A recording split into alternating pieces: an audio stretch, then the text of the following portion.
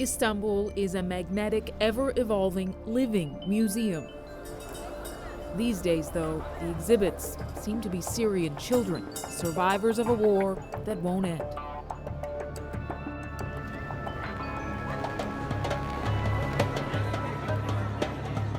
There are an estimated 150,000 children from Syria in this city, some of the 2 million refugees Turkey has taken in. The children are the hardest to ignore, but they seem forgotten. They are here on busy streets like this one every day and night, by the dozens. Not just children, often toddlers, left to fend for themselves. They can be breadwinners at any age. 1 lira, he says. I sleep outside in Taksim Square, he declares. There are hierarchies, business deals. And they know when to slip out of sight to avoid being rounded up by police. Where are their parents is the obvious question. Without work permits, many resort to begging and use their children to do the same.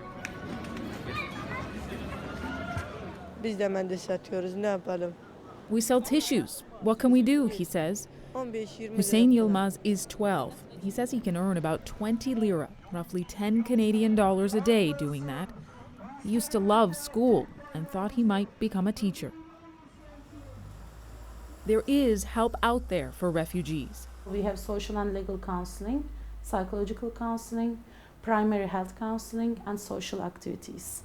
Gizem Demirci El-Kada has seen the refugee numbers explode since 2010. Then there were only about 18,000 refugees in all of Turkey. And now 18,000 refugees lives in one district of Istanbul. They choose this city over the refugee camps set up for them because they think they'll be able to find work here quickly.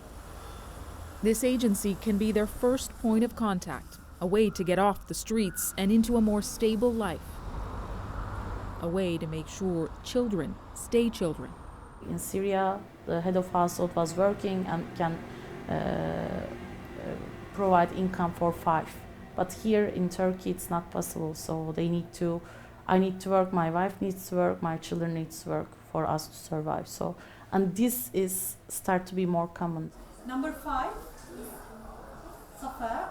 The dolphin is the most intelligent animal in the world. Yes. For many Syrians, education is so important, they've helped fund schools like this one in Istanbul.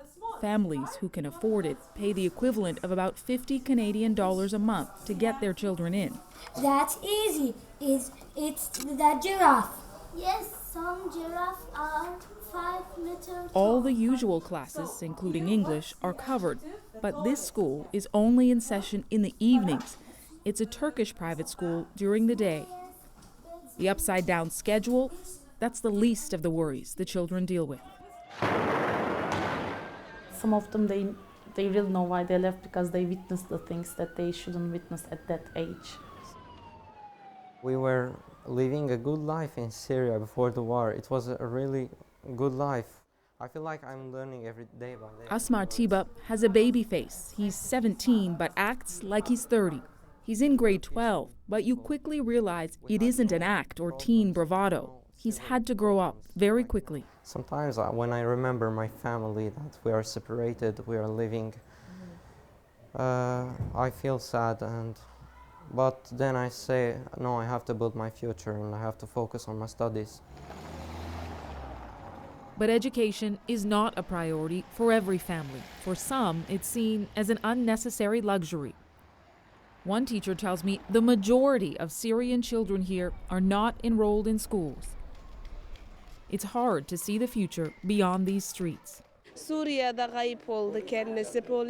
Zeynep and her 6-month-old son Ali. She's 18, but was 16 when she was married off like so many of the girls here. Their husbands either disappeared in Syria or are in other cities trying to find work. They live in what was once a quiet residential neighborhood in suburban Istanbul. Now, basement storefronts barely livable have become apartments for refugees, rented out by landlords doubling, even tripling the usual rates. These spaces were once $50 or $100 a month. Now they're as high as $500. Bir tane. Ay, Duş, banyo nasıl, nerede alıyorsunuz? So there's only one bathroom in this space. It also doubles as a shower for 13 people. Still, they say they would rather be here than a refugee camp.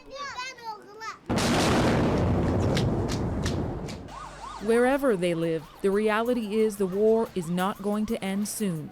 And even if it did end, what then? There's nothing. No hospital, no school, no water, no electricity, no house. So if it ends today, we have 5 years for Syria to be up and developed again.